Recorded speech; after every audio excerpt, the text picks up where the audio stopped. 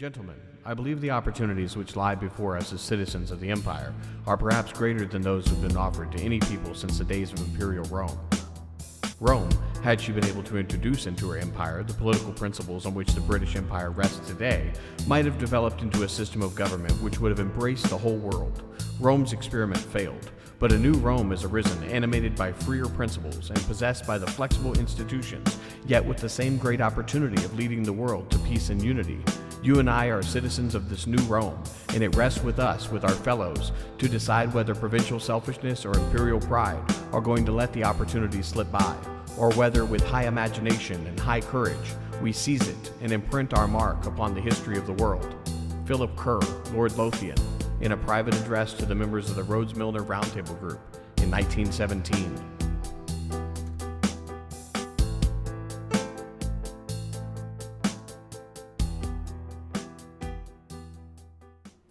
Hello and welcome to episode 12 of the Ominous Continuity Podcast. In today's episode, we're going to explore the stated purposes of university schooling according to author, writer, and testator to the Last Will and Testament of Cecil John Rhodes, William T. Stead. We're going to listen to a speech given by Mr. Stead to The Hague in August of 1909, wherein he lays out the need for an intellectual aristocracy to come into its own and work towards the purposes of an international world state.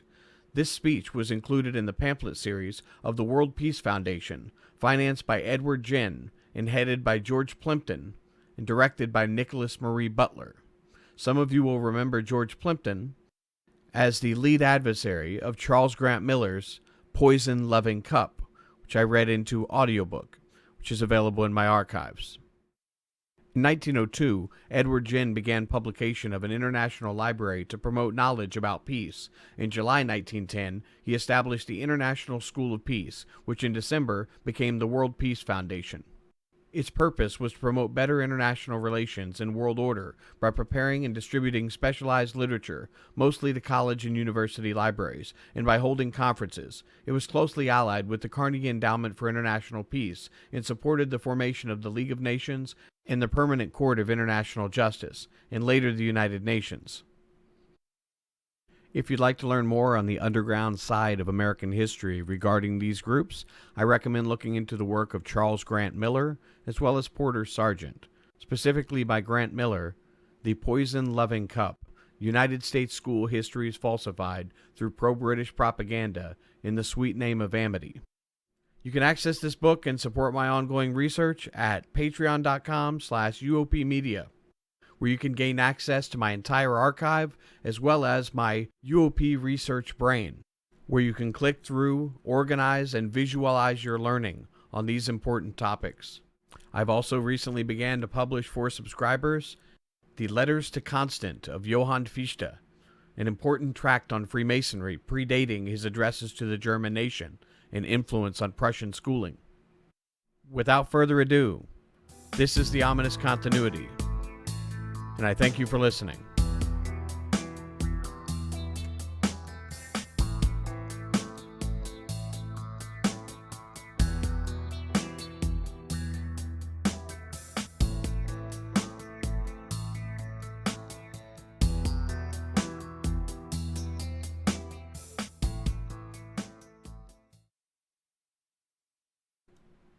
To the Picked Half Million, an appeal to the university students of the world by William T. Stead, address at the Conference of Corda Fratris at The Hague, August 1909.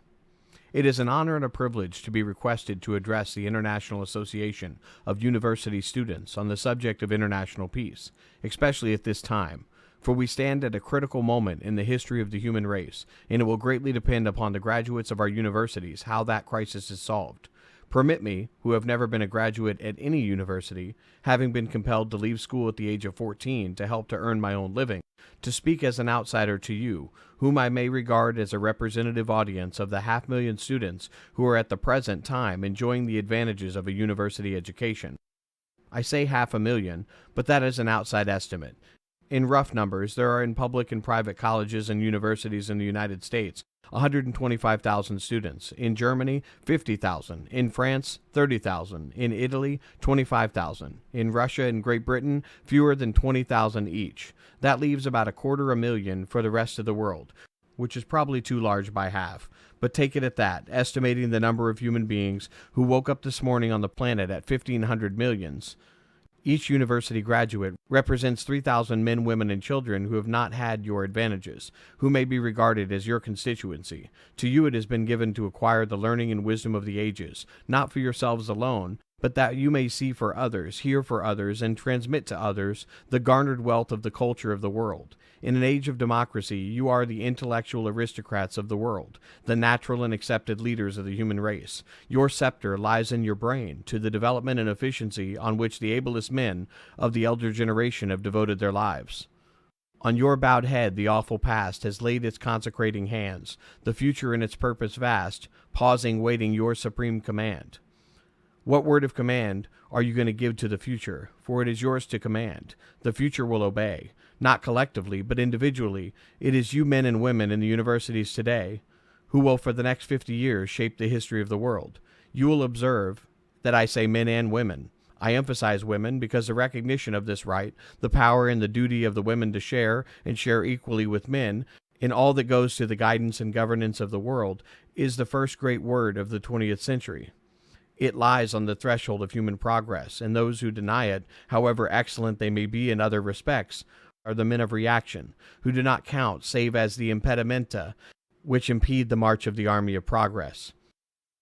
The world of the future is your domain, and you have all the lore of the world stored in your libraries to teach you how to rule it. It is because I do not think half of you, nay 10% of you, have ever realized that conception, that I have accepted your invitation to address you today. The world, I say, is your inheritance. Into your hands in a few years will pass the accumulated treasures of civilization, all the glorious monuments raised by the piety or the patriotism of your ancestors, all the laboriously acquired science, and the records of great inspirations of the world will be yours. Heirs of all the ages, I salute you. We of the older generation hand you the title deeds of your empire. What are you going to do with it? I have a message to you which I hope I may be able to deliver with no uncertain sound. Would that it might ring in the ears of a whole 500,000 university graduates of the world, like the note of a silver clarion summoning them to battle. And I speak as if to soldiers suddenly roused from heavy slumber, who confusedly ask, "Where is the enemy? What is the word of command?" First, I say, realize your responsibility as the foremost citizens and destined rulers of this planet. Spare a few moments every day from your classes and your sports to remember the world as a whole and not merely a heterogeneous jumble of disconnected fragments. It is your duty, your destiny, and your glory to assist in the evolution of the unity of the race from the chaos of jarring atoms. It used to be said of Cecil Rhodes that, while some men thought in parishes and others in countries, he thought in continents. I want you to rise still higher and think of the planet as a unit and the human race as one great family. The more you realize that idea, the more clearly you will see the splendor of the task which lies before you and the immense significance of the present moment in the evolution of the world state. Nothing is more important for man than at the outset of his career to grasp firmly some idea great enough to serve him as a guiding star during the whole of his career. Nothing is worse for a man than an inadequate idea or an ideal which can easily and speedily be realized. The ideal on which I offer your inspiration and direction is neither easy to be realized, nor one which will be attained in a few years. It is one that demands, and is worthy to demand, the devotion of the rest of your lives. Looking back over the history of the 19th century, nothing stands out more conspicuously than the splendid service rendered by the university youth of Germany and Italy in the realization of the unity of their respective nationalities. Not less splendid was the enthusiasm with which the colleges in America gave up their noblest and their best to save the unity of the United States. But the unity of Germany, of Italy, and the United States, these were but parochial trifles, compared with the greater unity to which I invite you to dedicate your efforts. For the great achievement that calls your patient labor, your heroic endeavor, it may be for the sacrifice of your heart's blood. It is the achievement of the unity of the world, the federation of mankind, the evolution of the universal world state. That ideal is so vast, although it is by no means so remote, that it can only appeal to those whose intelligence is of comparatively high order. The very conception will appear absurd to some. It will be inconceivable to others, but to you, the elite of the educated youth of the world, it should appear neither ridiculous nor incomprehensible. For as I will proceed to show, it is slowly being evolved, almost unconsciously, amidst us, and it may in the next few years suddenly be forced forward with a sudden leap. I will venture to adduce some considerations which justify me as a practical politician in summoning you to this high emprise. I am announced, I see, to speak on international peace. It is an unpopular theme, especially with young men. I sympathize with the young men. The theme of peace has been the mother of barren platitudes which seldom lead to effective action. Peace, as usually represented, is a negative thing.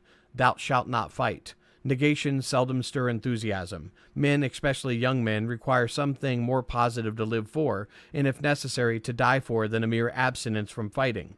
I'm not here to preach platitudes. I want to rouse you to action. No ideal ever really rouses the hearts of men to great effort that does not offer them as a reward some of the privations, the sufferings, and the sacrifices which, as a practical matter of fact, are summed up briefly in the word, quote, war. If you want to enlist men for a great cause, offer them wounds, imprisonment, death. They are the magnets that attract the heroic soul, not soft feather beds, comfortable salaries, and snug pensions. Neither am I here to preach disarmament. To put disarmament before the establishment of the world state is to put the cart before the horse. Armaments, moreover, are working out their own damnation. Nor must it be forgotten that the ruinous expenditure on the armaments is a substitute for far more ruinous expenditures on war. Nations do not test their strength by war. They have substituted for this the less bloody test of competition in preparation for war. No nation has spent more on its army than Germany, but since 1871 no German soldier has been summoned to shed his blood in a European war. No nation has spent more on its navy than England, and although she has built and rebuilt her navy half a dozen times in the last 50 years, none of her warships has ever gone into action on the high seas. Compare the 38 years that have elapsed since the end of the Franco-German War with the corresponding 38 years of the preceding 3 centuries, and you will be struck by the extraordinary contrast between the peace of Europe now and the wars which racketed it then. From 1771 to 1809, and from 1671 to 1709, from 1571 to 1609, war was chronic in Europe. During the periods represented by Napoleon, Louis Quatorze, and Henry IV, war was normal. It is this prolonged period of peace which has made it possible to levy upon the labor of the world the constantly increasing tax of the cost of armament. But it is not only wealth that has increased during this prolonged peace. Internationalism has grown silently to an extent very little realized by any of us. Trade, commerce, railway, shipping, science, all are international. The post office, the international railway, the cosmopolitan character of modern science, the newspaper, the magazine, all are weaving a web of internationalism under the surface. A French writer recently called attention of the American public to the fact that the work of realizing the new ideal is going on constantly all around us. He said, "World organism is no longer an ideal, but an accomplished fact. The foundations in international life have been laid by the slow working of economic and social causes, guided by the conscious will of man, but responding to and logically expressing the deepest needs of human life. All those activities cannot be adequately protected or advanced by isolated states. There are in existence over 65 public international unions composed of states. Of these, 30 are provided with administrative bureaus and commissions. We must realize our interdependence in practical affairs. It is in the creation of international organizations for all the interest of human life that a positive content of the feeling of a common humanity is being provided. For this purpose, adequate institutions are to be created, so as to take international action out of the field of resolutions and to make it part of the realities of human life. The void which the old cosmopolitan ideal left between the individual and humanity is thus being filled up by the creation of living institutions, through which the individual may gradually learn to cooperate, in many groups, with his fellow man. The most important fact, which we have become conscious in our generation, is that the unity of the world is real. There was recently published in Brussels a volume to which I invite your attention, which sets forth the details, the names and addresses of all the existing international associations, and the number, the range, and the variety of these associations will very much surprise those of you who do not look beneath the surface. When a crab has cast its shell, it is weak and helpless until its new shell forms. During that period of defenselessness, it seeks refuge in the crevice and the rocks, where, safe sheltered from its adversaries, it can grow strong, and once more venture out into the sea. The international and cosmopolitan spirit of mankind during the last century was very much like the defenseless crab. It took shelter out of the sight of a huge overhanging masses of armaments.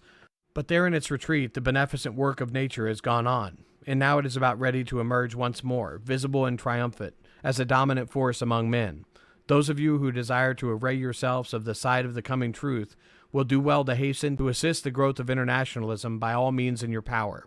How can you do it, you ask? First, by constantly thinking of the ideal of the international world state. Secondly, by never losing an opportunity to communicate to others the faith that is within you, especially to those who are opposed to you. And thirdly, by doing whatever you can to promote between the nations the good feeling that prevails between the various provinces of a single state. That is your work as an individual, in your colleges, in your homes, in your localities. But there are certain great objects which must be kept constantly in view. First, there is the promotion of a healthy public opinion of the subject of the Hague Conference.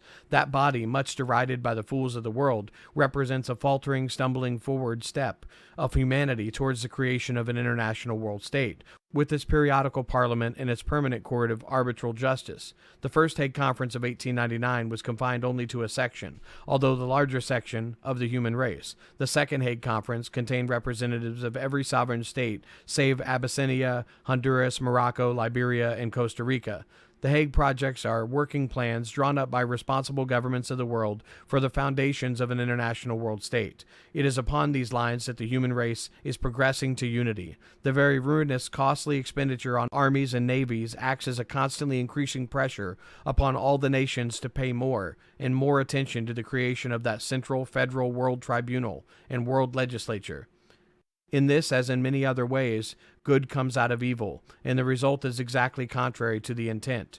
It may be said that this is all very well, but there is nothing heroic in merely thinking and talking, although some of the world's greatest heroes only thought and talked, while their thoughts and words made the world act, and that there is nothing very urgent in the Hague Conference, which will not meet again for 5 or 6 years. To which objection I reply that since the Hague Conference met, a new factor has come into the international situation which alters everything. It is the advent of the airplane, which consists of special urgency of the present moment. It may seem a paradox to some that at a moment when every nation is increasing its naval construction to the uttermost, I should speak so confidently of the airplane, likely to lead to the discontinuance of the building of dreadnoughts. It is probable that the trade of the armorer was never more brisk in the decade immediately before the use of gunpowder rendered armor a cumbrous and useless impediment to fighting efficiency. The artificers of bows and arrows probably looked down with a supreme contempt upon those who warned them that the battles of the future would be decided not by the gray goose shaft, but by the villainous saltpeter. Nevertheless, coats of armor must now be sought for museums, and the longbow and the crossbow alike survive only as toys of the schoolboy. It does not require much prescience to foresee that armaments will go soon the way of armor, and that 12-inch guns will soon be as obsolete as the 6-foot bow. The coming of the airplane will revolutionize everything. Austria, it is said, is about to launch into a huge expenditure on dreadnoughts. The King of Italy showing a keener insight into the probabilities of the future when he said 2 years ago, "Why would we spend 10 millions over a huge ironclad when there is every reason to believe that an airplane costing no more than a motor car will reduce it to old iron before it leaves the stocks?" I still have a lively sense of the emphasis which M. de Arenthal assured me on the eve of the late Hague Conference, that peace apostles could not be more profitably employed than in urging the parliaments of the world to make grants for the building of airships. For when the airships come, frontiers, fortresses, fleets, everything goes. The German Minister of Foreign Affairs told me in 1907 that they never for a moment allowed themselves to lose sight of the airship, because when it comes it will revolutionize everything. The airship has come, and come to stay. The success which the Channel has been crossed by Mr. Blériot profoundly stirred the imagination of mankind, but at present we are only at the beginning of things. Mr. Edison has publicly predicted that within a few years all mails and express passengers will be forwarded by airplanes traveling at the rate of 100 miles per hour. We do not need to believe that such a prediction will be fulfilled to the letter, but it is obvious that we are entering upon an era which the old methods of warfare and the old barriers between states appear as fantastic anachronisms. It is admitted, even by the skeptics, that there may be after all something in it. But what that something is, few persons, save imaginative speculators like H.G. Wells, have even dimly begun to conceive. What the airship carries beneath its planes is one of the most far-reaching revolutions that has ever transformed the world. The revolution may be beneficent beyond the hopes of the greatest utopians, or it may be malevolent beyond the fears of the worst pessimist. The airplane may be called the avant-courier of the international world state, or the herald of the ruin of civilization. Quote, "Be my brother, or I will slay thee," the French Revolutionist formula, will now be revived with an infinitely wider application, because the airship represents an addition to the force of destruction so vast, so incalculable, that it places human society at the mercy of any of its component parts. The airplane dashing through the air at 100 miles per hour, capable of dropping 100 pounds of high explosives or asphyxiating shells on any point from any height, is the nearest approximation which mankind has made to the discovery of vril. It was by the invention of vril, the potent compound of electricity and dynamite by which the child could destroy an army by waving a wand, that Lord Lytton prophesied the ultimate extinction of war. The aeroplane is the next step to vril. The opportunity which this gives to the anarchist and the desperado was perceived years ago by M. Azev when he recommended the Russian revolutionists to resort to the airplane as the most effective means of destroying the government. If the governments do not cease their absolutely fatuous habit of preparing for war with each other, they may find themselves confronted by forces of disorder armed with new and invincible weapons, against which themselves will be powerless. Should they let loose hell by making war upon each other, heaven itself would rain hellfire upon the modern cities of the plain. In sheer defense, the instinct of self-preservation ought to compel governments to federate into an international world state, with international tribunals interpreting the laws of the international parliament, whose decisions would be enforced by the executive, without whose command appeal to force on earth or air or sea would be absolutely forbidden. The minds of men, especially of ruling men, are slow to perceive the signs of the times, but the airplane, which renders armaments obsolete, will probably open their eyes to the significance by abolishing frontiers. The smugglers of the air will have everything their own way. It will be impossible to enforce payment or customs of duties on any of the goods save which they are imported by the ton. The drying up upon the customs revenue may predispose governments first to reduce and then to abandon their armaments. But meantime, all the more thoughtful among us will do well to fix our minds upon the supreme question. When the old order goes, what is to take the place of war? If this be so, the question immediately rises as to what part of the youth of the universities should take in view of the possibilities so momentous. We are face to face either with so tremendous a catastrophe as a world-wasting waged war from the air, or, on the other hand, with that possibility that, realizing the consequences of such a disaster, the statesmen and sovereigns of the world may recognize the fact that war has become an anachronism, and set about devising some other means for settling the controversies of nations. I would like to suggest for your consideration whether it would be possible to organize groups of university graduates in every university for the purpose of joint action. The university youth can do a great deal more than has at present been attempted. If in every university there were a group of, say, a dozen young men and women who firmly grasp the fundamental truth of the international world state is coming into existence, and if they were to think and discuss how to best meet this new and portentous issue, a good deal might be done to lead public opinion in the right direction. But you ask me, what can be done? Nations, like individuals, must have some way of settling disputes. Better decision by spinning a coin in the air or drawing lots than no decision at all. Fortunately, there is no necessity to refer to such a haphazard method of solving disputes. If once it is recognized that an appeal to war might mean the destruction of civilization, the powers would soon or later be able to agree as to the constitution of the International Supreme Court, which foundered at the Hague Conference on the question on the selection of judges. The tribunal already exists on paper, and there exists a general agreement that resort should be held to such a tribunal in a great number of specified classes of disputes. What is wanted is just a little increased emphasis. The powers universally agree that a certain course is the best course to take, but unfortunately, while they are prepared to assert that it is the best course for all their neighbors, they are not always of the opinion that it is of the best course for themselves. It is therefore necessary to put pressure upon any recalcitrant power. The method of doing this is plainly indicated in the proceedings of the Hague Conference. All the powers who signed the Hague Convention recognize it as their duty, whenever a dispute arises, to threaten the breach of the peace, to remind the disputants of the existence of the Hague Court, and to call their attention to the recommendations of the Hague Convention.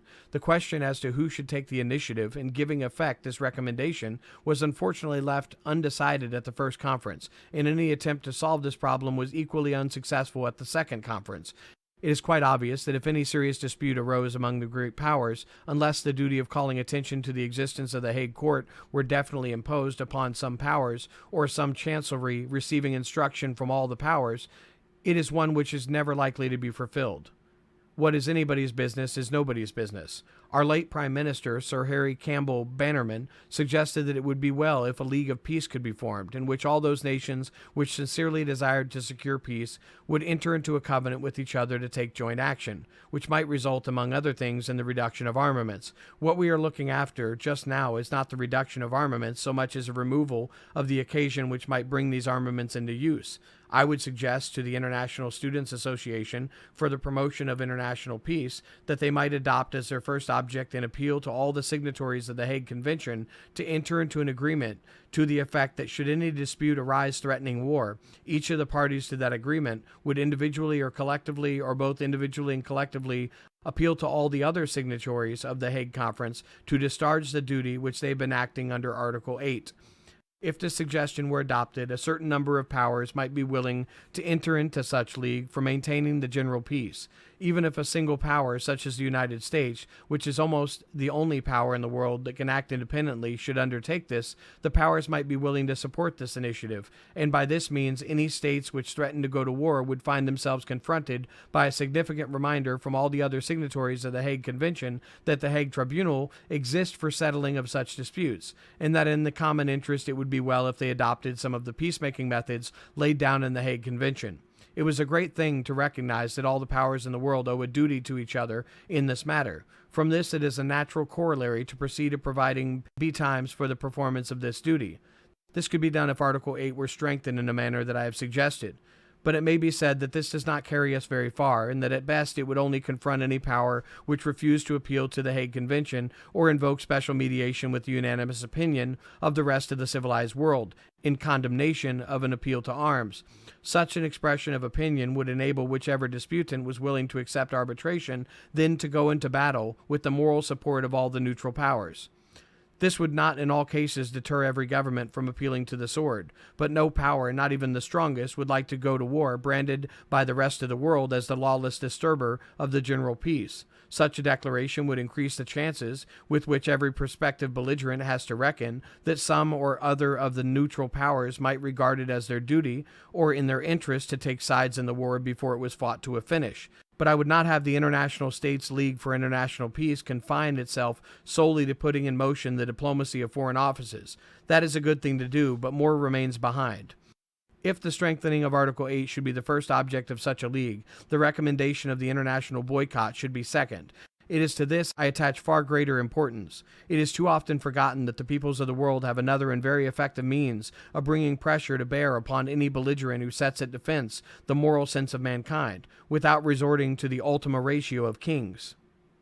The members of the Hague Conference were reminded during their stay at The Hague that the use of the boycott against any power which refused arbitration was the only method of coercion which was expressly authorized by the founder of the Christian religion. Jesus Christ never suggested any method of enforcing the principles of the religion which he came to teach, excepting in one instance, and that is the case in point. As this is a matter of so much importance, it is well to quote the exact words. They will be found in the 18th chapter of Matthew, the 15th, 16th, and 17th verses. Moreover, if thy brother shall trespass against thee, go and tell him his fault between thee and him alone. If he shall hear thee, thou hast gained thy brother.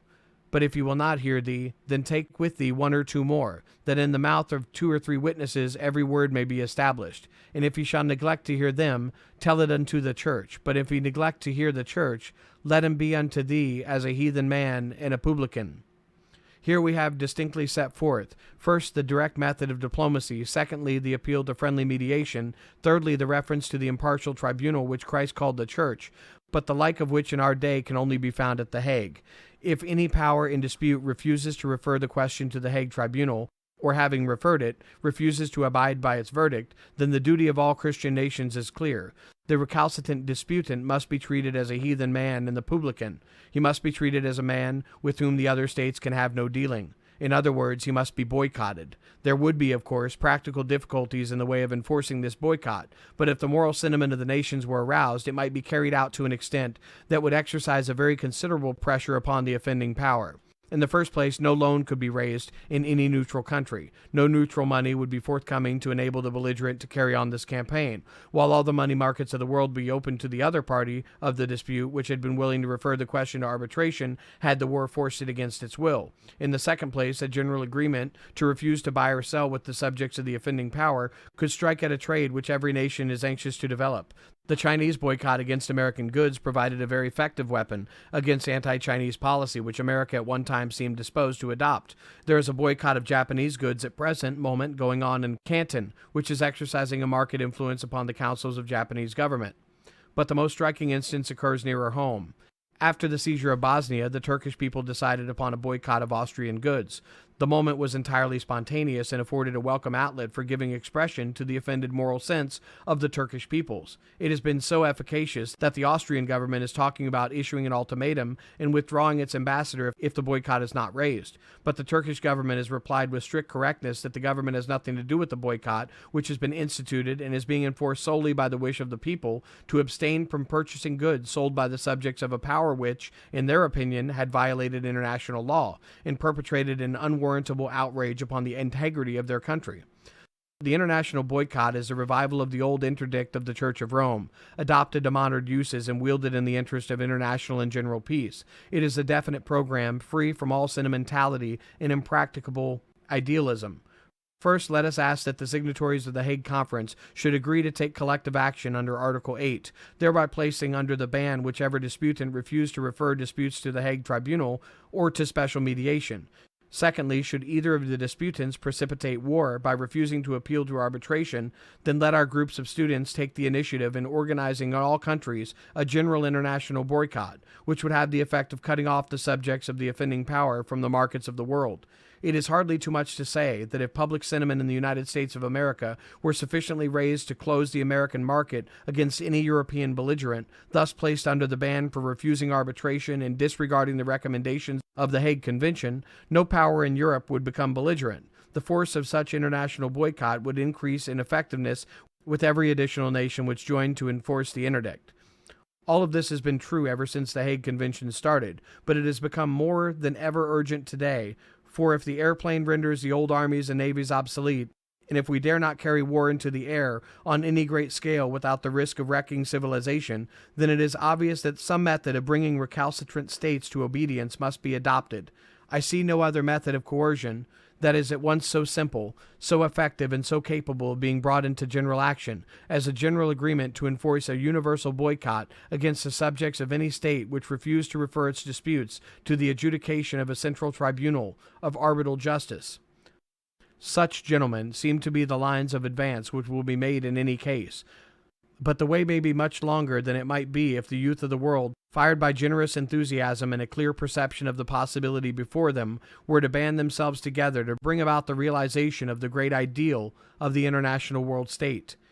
It may be strange to some to speak of the airplane as if it were the herald angel of the reign of peace, but 50 years ago Tennyson forever linked together the coming conquest of the air with the abolition of war. Let me close this address by quoting once more the familiar lines which the poet embodied as prophetic vision in the middle of the last century. Men, my brothers, men the workers, ever reaping something new, that which they have done, but the earnest of things they shall do. For I dipped into the future, far as I could see, saw the vision of the world, and the wonder that would be, saw the heavens fill with commerce, argosies of magic sails, pilots of the purple twilight, dropping down with costly bales, heard the heavens fill with shouting, and there rained a ghastly dew from the nation's airy navies, grappling in the central blue. Far along the worldwide whisper of the south wind rushing warm, with the standards of the people plunging through the thunder storm, till the war drum throbbed no more, and the battle flags were furled, in the Parliament of Man, the Federation of the world. There the common sense of most shall hold a fretful realm in all, and the kindly earth shall slumber, lapped in universal law.